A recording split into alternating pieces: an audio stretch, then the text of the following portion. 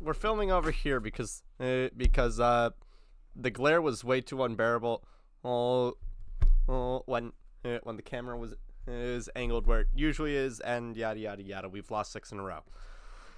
Bruins lose 3-1 against the Tampa Bay Lightning, and here I was thinking that this was going to be a Cole Koepka revenge game. Welcome back down into the den, everybody. Yeah, 6 in a row. The last time that the Bruins even lost 5 in a row, December 2019. It's been a while. It's been a while since we've lost since we've even lost 5 in a row.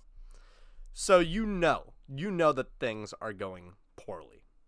And there are talks of the Bruins potentially looking to be active in trade talks. And names that are, and one name in particular that's coming up is Elias Pettersson. And so I do want to get this out before we get to the game, and before we get to these trade talks. Like, comment, share, and subscribe, please. Helps out with the channel, helps out with the YouTube algorithm, and you know what? Click that bell in case you want to see any additional updates. Yeah. Elias Pettersson, $11.6 million against the cap, and a lot of people are saying that that number translates to you could trade McAvoy for this guy. Now, McAvoy's contract is $9.5 million, and yeah, you would probably be upgrading this team if you traded for Elias Pettersson, especially because there seems to be a power struggle between him and JT Miller in Vancouver. Now, getting Pettersson arguably makes this offense click a lot more. There's definitely a lot more to like about this offense with someone like Pettersson on this team. The problem is not only does this arguably make our not only does this make our back end worse, which is hilarious considering that I've said that that the past 5 games have been the past 5 games have been the worst 5-game crash out by any player I have ever seen from and that's from McAvoy. But also, I'm a little bit apprehensive about taking players from the Vancouver Canucks because the last time we spent a pretty penny on a player from the Vancouver Canucks, they end up becoming Nikita Zadorov and Elias Lindholm. Lindholm did nothing last night. Zadorov had 2 penalties, including one that, if I'm not mistaken, allowed a goal. Actually, no, I'm sorry. The Bruins didn't allow it. The Bruins didn't allow a goal against their power play. No, instead they allowed another shorthanded goal. Ugh.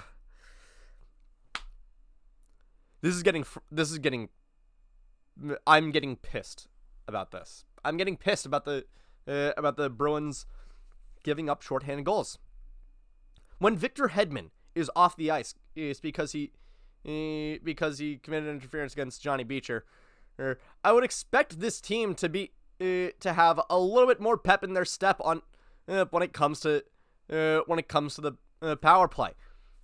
But no, Tampa sends it the other way. You got Brandon Hagel putting it right on net. Which honestly, Brandon Hagel is someone who I really wish the Bruins had, or someone whose skills were comparable to Brandon Hagel, someone like a Jake DeBrusk. Anyway, Brandon Hagel puts it on net, and Swayman lets up a little bit because he assumes Lohrei is going to collect the puck afterwards.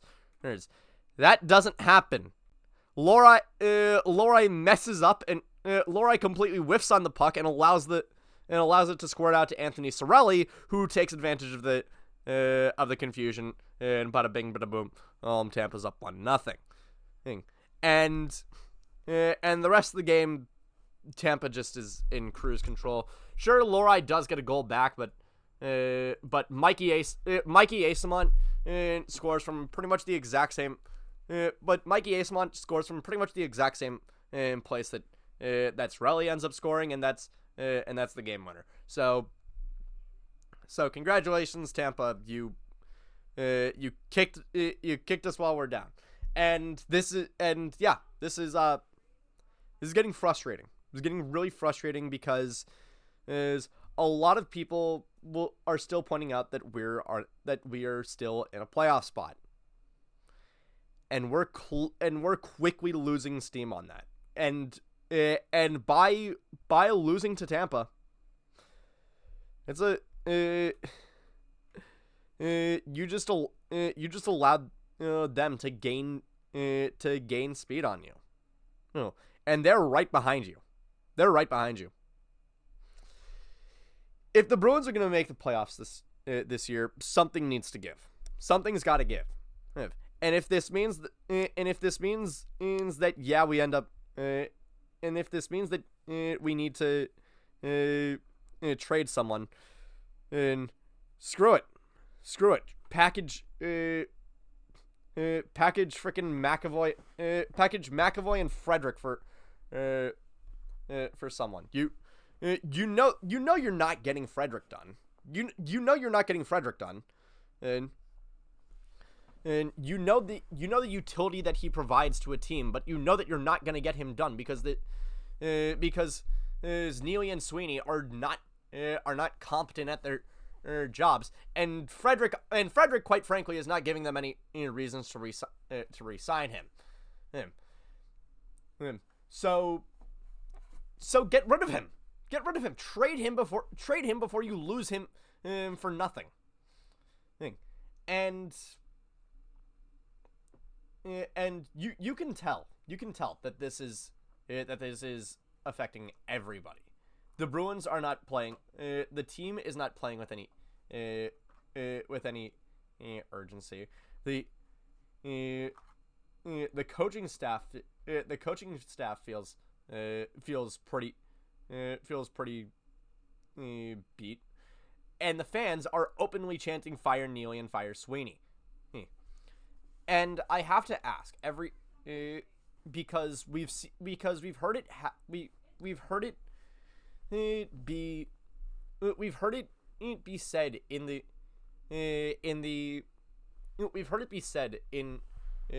post-game interviews way too many times. At what point does no excuses become an excuse? At what point does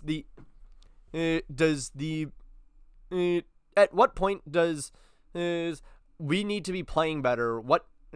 And all that. At what point does that stop actually mattering, and just turn into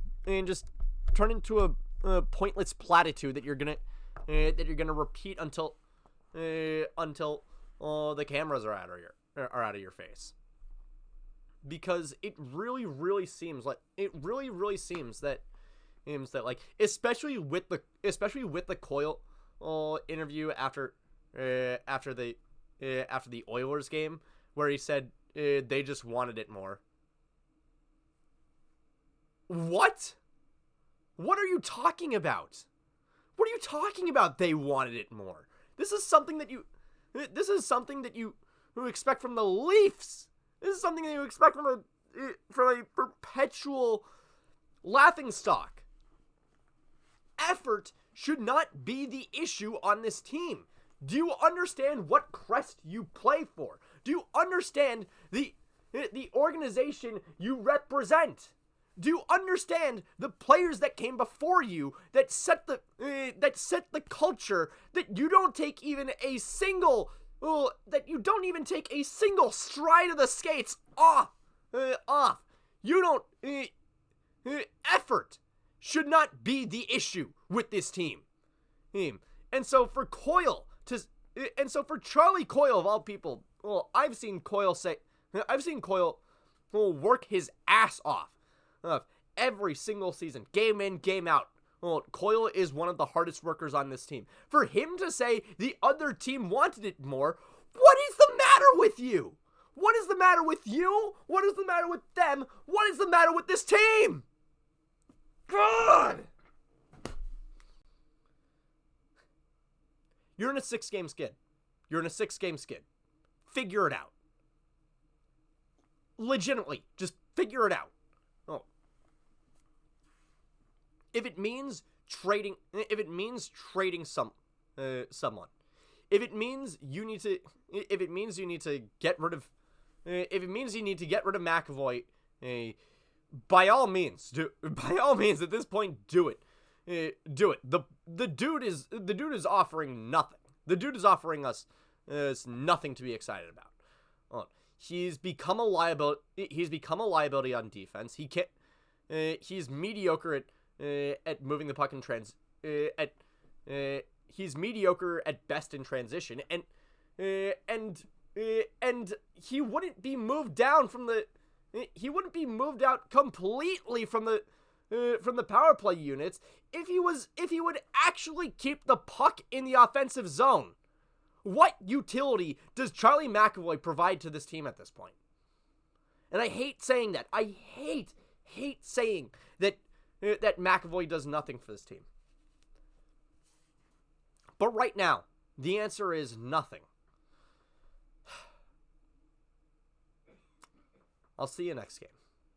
That's going to be it for me tonight. That's going to be it for me today. Thank you all so much for watching. I'll see you guys on Sunday. I'm not going to be able to record on Saturday. It's going to be a late night Sunday, a recording.